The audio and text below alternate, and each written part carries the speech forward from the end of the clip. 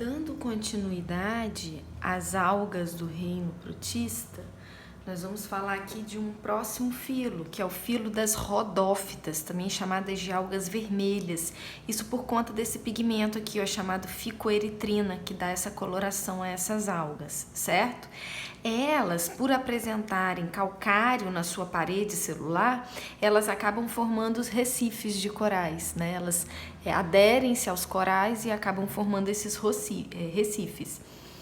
Elas também produzem uma substância que a gente chama de agar-agar e que é extremamente utilizada em laboratórios de microbiologia, porque esse agar ele é utilizado como um meio de cultura. Ele é um coloide, né? Ele tem uma consistência meio gelatinosa e ele é utilizado para cultivo de bactérias.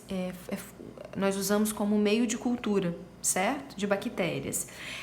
São algas que, além da ficoeritrina, apresentam os pigmentos A e B, né, fotossintetizantes, e armazenam toda a molécula orgânica, né, produzida por meio da fotossíntese na forma de amido. Bom, um próximo filo aqui são as faeófitas. Então, ó, pH aqui com som de F, pH aqui também com som de F. Também conhecida como algas pardas. Elas são, as mais conhecidas são os sargassos, né? São muito comuns, inclusive, aqui no nosso litoral. Bom, elas são bentônicas. E aí aqui eu quero abrir um espacinho para explicar a diferença entre plânctons, bênctons e nênctons. Plânctons são seres que não têm estruturas locomotoras próprias. Eles ficam ao sabor das correntezas. Normalmente eles ficam na superfície, certo? Por exemplo, as algas do reino Monera, elas são planctônicas, certo? Formam o fitoplâncton.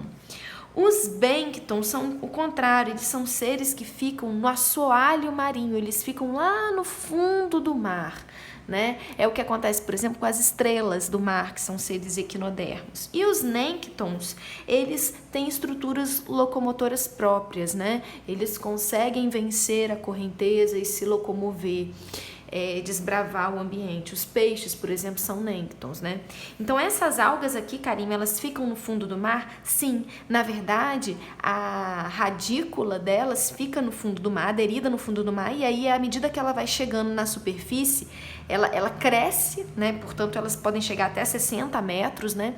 E lá em cima, na superfície, elas criam bolhas de ar. Essas bolhas de ar vai fazer uma parte, né? A parte aérea da alga boiar, certo? E aí formam florestas subterrâneas, são chamados kelpes, certo? Elas também têm uma parede celular, só que na composição tem algina, né, na sua composição. Essa algina ela é utilizada como espessante, né, utilizados, por exemplo, em cremes dentais, em, como se diz, hidratantes, tá? Pigmentos que elas utilizam para fazer fotossíntese, a clorofila A, a clorofila C e a fucoxantina, que é o que dá a coloração parda. E armazenam toda a matéria orgânica produzida, né, na forma de óleo. As crisófitas e as criptófitas. Aqui são as algas douradas, né? Elas formam o fitoplâncton, elas são algas unicelulares, mas que vivem em colônia, né? Vivem unidas, elas são flageladas e produzem como pigmento a fucoxantina. E assim a gente fecha então os filos. Vamos só reforçar aqui a importância dessas algas. Então, ó, elas produzem os alginatos, né, muito utilizado em cosméticos, o agar-agar, que a gente falou que é utilizado em laboratórios de microbiologia, né? São utilizados em filtros, tintas, abrasivos, que é o caso das diatomáceas. São fontes de alimento, né? Muitas são utilizadas sobretudo na culinária japonesa, realizam fotossíntese, portanto, elas, juntamente com as algas do reino Monero, detêm o título de verdadeiro pulmão do mundo, são extremamente necessárias na cadeia alimentar, tanto marinha quanto dulcícola, e o consumo dessas algas aqui na forma de alimento, né, elas combatem o bócio, que é uma doença provocada pela carência de iodo na alimentação, certo?